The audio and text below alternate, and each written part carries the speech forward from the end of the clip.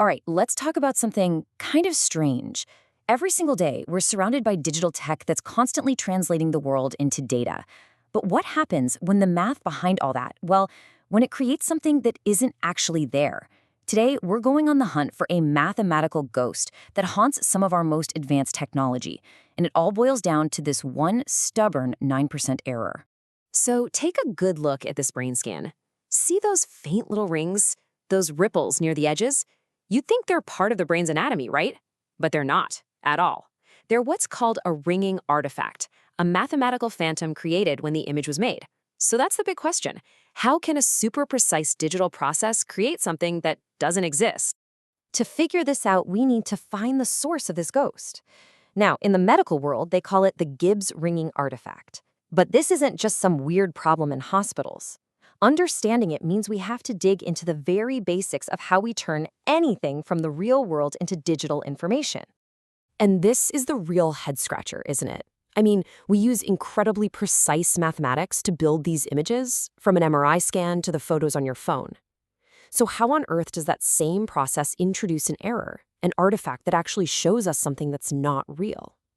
Let's find out. The key to this whole mystery lies in a really powerful mathematical tool called the Fourier series. It's pretty much the bedrock of all modern signal processing, and it's based on an idea that's actually surprisingly simple. So here's the core concept.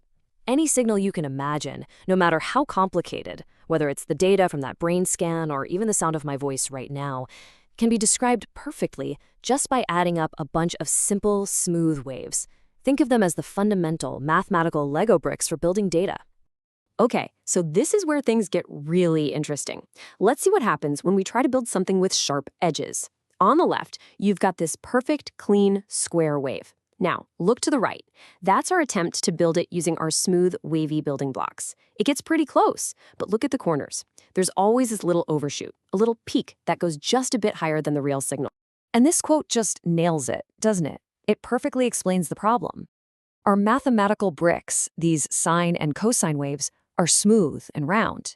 But the things we're trying to build, like the sharp boundaries in an image, have sharp, square corners.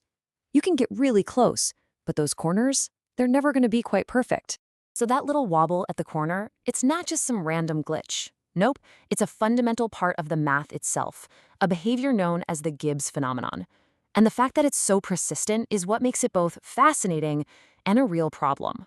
Right, so here's the bottom line. Anytime you use this Fourier method to copy a signal that has a sharp, sudden jump, like the edge between bone and tissue in that MRI, your copy is always going to overshoot the jump. It's not a bug, it's a feature of the math. Now, your first thought is probably the same as mine was. Okay, no big deal, just add more detail, right? Just throw more and more of those sine waves into the mix, and eventually that little error should just smooth out and go away. And here is the absolutely wild part. It doesn't work. As you keep adding more and more waves, that little peak, that overshoot, it gets squeezed tighter and tighter against the edge. But its height, it just refuses to get any smaller. It is incredibly stubborn. In fact, it does more than just refuse to shrink. It actually settles in at a very specific number. The overshoot will always be about 9% of the height of that original jump. It's not a random error, it's a constant, predictable artifact. And you can see it perfectly right here. On the left, we're building the signal with just 10 waves. See that peak? Now, look at the right. We've more than doubled the detail. We're using 25 waves now. Notice how the wiggles got tighter and closer together, but that first peak, it's the exact same height. That 9% error just won't quit. You know, this wasn't something people figured out overnight.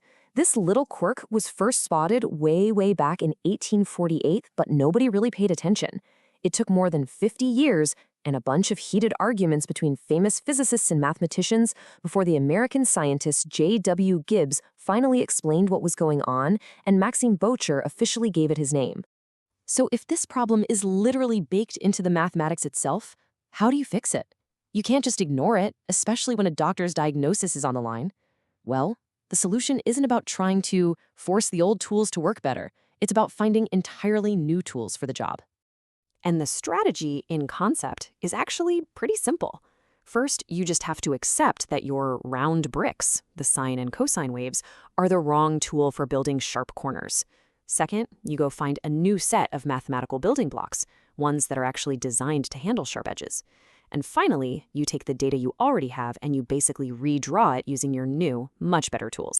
One of the most powerful of these new tools is something called Gegenbauer reconstruction. I know, it's a mouthful, but really, all it is a smarter way to process the data. It takes the information from the old Fourier method and redraws it using a new set of building blocks called Gegenbauer polynomials. And the magic of these building blocks is that they can build sharp corners without creating that wobbly 9% ghost. And wow, the difference is just night and day. Look at this. The blue line F, that's the perfect original signal we're trying to copy.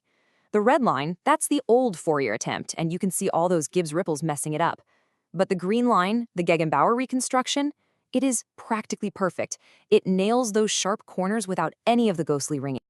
Okay, so let's bring this all the way back to where we started, that brain scan. How does all this abstract math actually help a doctor get a clearer picture of what's going on? While the mystery is officially solved, those rings we saw in the MRI, they are the Gibbs phenomenon, plain and simple. It's that 9% overshoot happening over and over again at every sharp boundary in the image, between the scalp and the skull, between different kinds of brain tissue. It's just a 2D version of that same exact wobble we saw earlier. So, how do we actually apply the fix in the real world? We use a very clever hybrid approach. The system is smart enough to first find all the sharp edges in the image. For all the big, smooth areas, it uses the good old Fourier method because it's super fast and efficient. But for the critical areas right around those sharp edges, it switches over to the high-resolution Gegenbauer method to draw them perfectly clean. The result? You get the best of both worlds, a scan that's fast, clear, and incredibly accurate. So really, the big takeaway is this trade-off. The classic Fourier method is the workhorse. It's fast, it's great for most of the job. The Gegenbauer method is like a high-precision specialist. It takes a bit more computing power, but it delivers amazing accuracy right where you need it most, at those sharp edges that define the very structures a doctor needs to see clearly. By understanding the limits of our mathematical tools, we can find smarter ways to use them, and we can banish these ghosts from our machines. It really makes you wonder, doesn't it?